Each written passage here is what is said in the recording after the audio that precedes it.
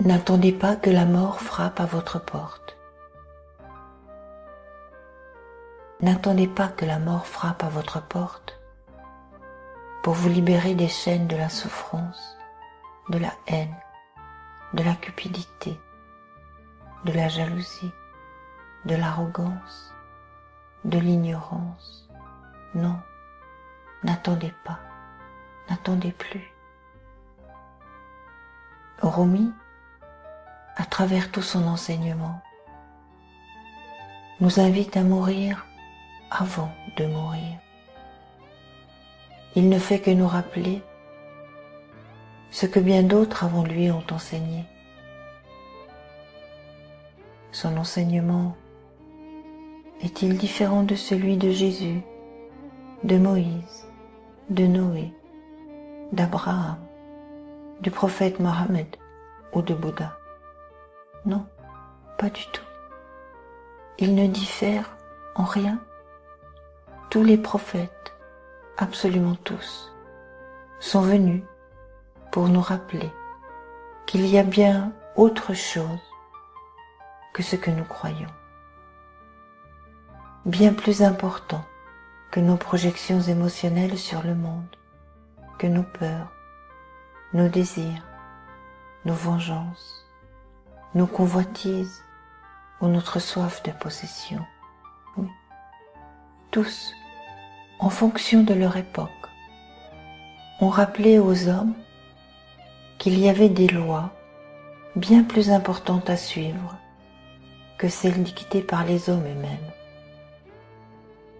qu'il y avait une autorité suprême qui pouvait assurer la liberté d'être à quiconque renoncerait à ses propres peurs, à la méfiance, au jugement, à la haine, à l'avidité, et se soumettrait aux lois divines de l'amour, des éléments mêmes qui nous constituent tous et qui assurent la vie sous toutes ses formes, manifestées ou non manifestées.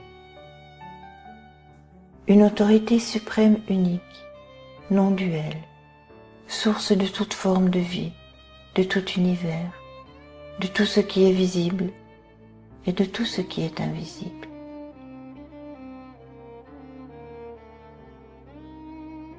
Des milliers d'années que les mêmes choses sont dites et redites, et répétées dans toutes les langues et sous toutes les latitudes. Et pourtant, l'homme reste sourd. L'humain choisit de rester prisonnier de ses jugements, ses arrogances, son autosuffisance, ses peurs et ses projections démoniaques.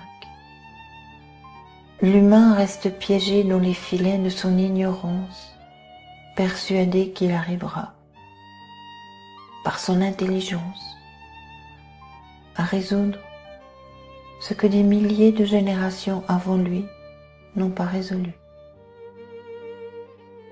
L'humain croit-il vraiment qu'il pourra percer tous les mystères grâce à la science?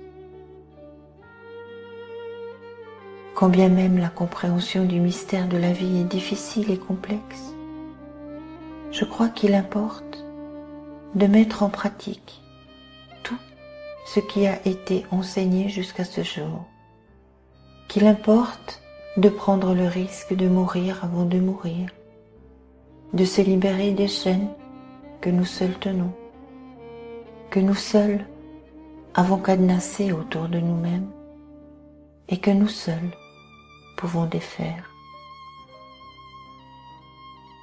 N'attendez pas que la mort frappe à votre porte pour agir. N'attendez plus que la souffrance de la séparation vous submerge. Osez. Osez regarder, dire, agir et transformer, dépasser les limites du connu, les limites auxquelles vous êtes identifiés. Osez. Osons tous naître à la joie de l'enseignement donné depuis tant et tant d'années par des êtres divers. Osez. Osons regarder que ce à quoi nous nous accrochons, ce sur quoi nous butons, n'est finalement, du point de vue de la grande félicité, pas plus important, ni plus épais qu'un millième de cheveux. Absolument insignifiant. Osez prendre le risque de vivre la liberté d'être ce qui est latent en chacun. L'amour infini. L'éternité d'amour qui anime tout être est la clé, le cœur de tout enseignement. Célébrer la vie est une façon simple de mourir avant de mourir. Et l'assurance de pouvoir laisser mourir ce que nous aimons,